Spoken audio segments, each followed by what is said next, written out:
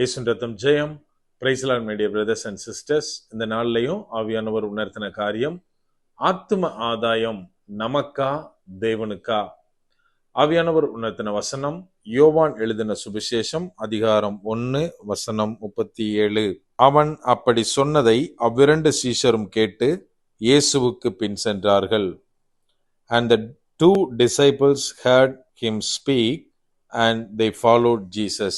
John chapter 1 verse 37. என கண்மானவர்களே, இந்த இடத்திலே என்ன வாசிக்கிறோம் அப்படின்னா, யோவான் ஸ்நானகன் சொன்னதை கேட்டு அவனுடைய சீஷர்கள் 2 பேரு இயேசுவை பின்தொடர்ந்தார்கள். இயேசு பின்னாடி போயிட்டாங்க. இதைத்தான் இந்த இடத்திலே வாசிக்கிறோம். நாம் இன்றைக்கு ஆத்தும ஆதாயம் செய்வதில் மிகுந்த கண்ணும் கருத்துமாய் இருக்கிறோம்.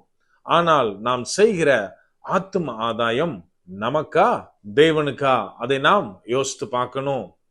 என கண்மானவர்களே, இன்னைக்கு ஒவ்வொரு ஊழியக்காரர்களுடைய, அவர்கள் சுவிசேஷகர்களாக இருந்தாலும் சரி, போதகர்களாக இருந்தாலும் சரி, இன்னும் என்ன வகையான ஊழியம் செய்து கொண்டிருந்தாலும் சரி, அவங்க சொல்ற ஒரே ஒரு காரியம், ஆத்தும பாரம், ஆத்தும ஆதாயம் தேவனுக்காக செய்யணும். ஆத்தும ஆதாயம் நம்ம பண்றதுல கண்ணும் கருத்துமா இருக்கணும். இதுதான் ஊழியத்தினுடைய அச்சாரமே அப்படின்னு அநேகர் சொல்லுவோம். என கண்மானவர்களை நம்ம கொஞ்சம் யோசித்து பார்க்கணும். நாம் செய்கிற ஆத்தும ஆதாயம் நமக்காக செய்கிறோமா அல்லது தேவனுக்காக செய்கிறோமா? நம்ம வெளிப்படையா சொல்லிடலாம், தேவனுக்காக மாத்திரம்தான் ஆத்தும ஆதாயம்னு. ஆனால் உண்மையான நிலை என்ன? நம்ம கொஞ்சம் திங்க் பண்ணணும். இந்த இடத்திலே யோவான் ஸ்நானகன் ஊழியம் செய்து கொண்டிருக்கிறார். அவரு எல்லாருக்கும் மனம் திரும்புதலுக்குரிய நற்செய்தியை அறிவித்து கொண்டிருக்கிறார். அவருக்கு நிறைய சீஷர்கள் இருந்தாங்க. இப்போ இன்னைக்கு 2 சீஷர்கள் அவரோடு நின்று கொண்டிருக்கிறார்கள். அப்போ நம்ம வாசிக்கிறோம், இயேசு கிறிஸ்து அந்த வழியா கடந்து போறாரு. அவரை பார்த்த உடனே யோவான் சொன்ன காரியம், இதோ தேவ ஆட்டுக்குட்டி அப்படின்னு. இதை கேட்ட உடனே தான் அந்த 2 சீஷர்களும் என்ன எழுதப்பட்டுள்ளது, இயேசுவுக்கு பின்னால் சென்றார்கள் அப்படின்னு. இன்னைக்கு நாம ஒரு ஊழியம் செய்கிற நாம், நம்மோடு இருக்கிற 2 பேரு இன்னொரு ஊழியக்காரரின் பின்னால போனா ஏத்துக்கொள்வோமா? இதை சொல்லும் போதில் எனக்கு ஒரு காரியம் ஞாபகம் வருது.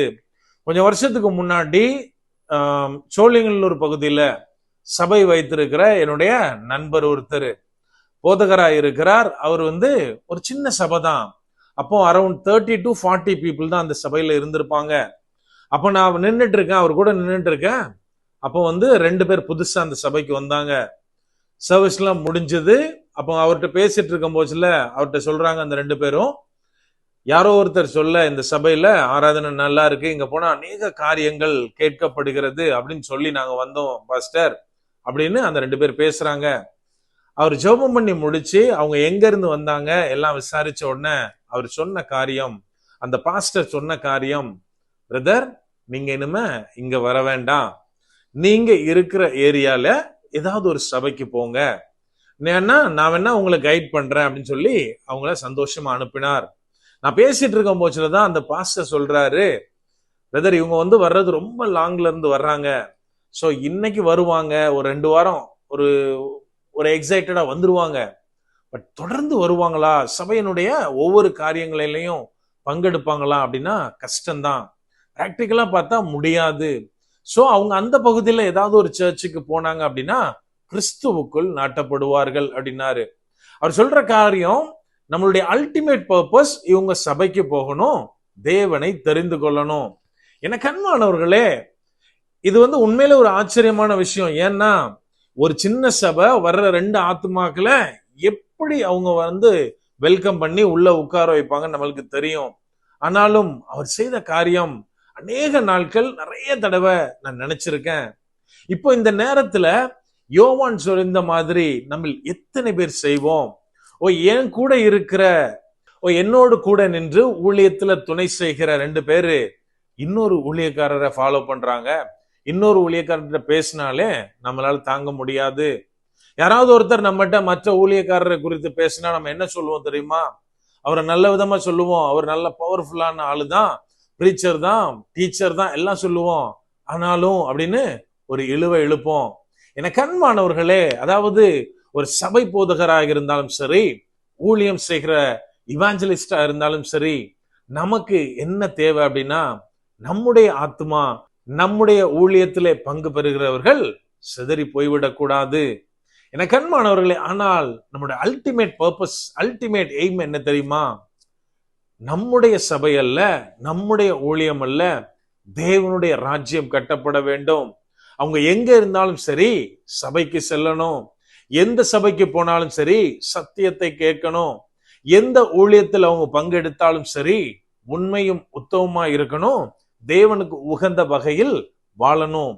இதுலதான் நாம நடத்தணுமே தவிர, என்னுடைய காரியத்திற்கு தான் நான் இம்பார்ட்டன்ஸ் கொடுக்கிறேன் அப்படின்னா, நான் செய்கிற அந்த ஆத்தும ஆதாயம் எனக்கானதாய் மாறிவிடும்.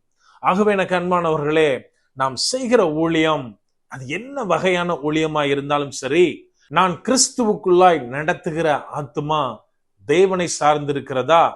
அது ஒருவேளை எந்த டினாமினேஷன்ல இருக்க சர்ச்சுக்கு போனாலும் சரி, அவர்கள் தேவனுக்குள்ளாய் கட்டப்படுகிறார்களா, கிறிஸ்துவுக்குள்ளாய் நிலைத்து நிற்கிறார்களா? இதைத்தான் நான் கவனம் செலுத்தணுமே ஒழிய, ஏன் சபைக்கு வருகிறார்களா, ஏன் ஊழியத்திற்கு வருகிறார்களா, அதுல நான் கவனம் செலுத்தக்கூடாது.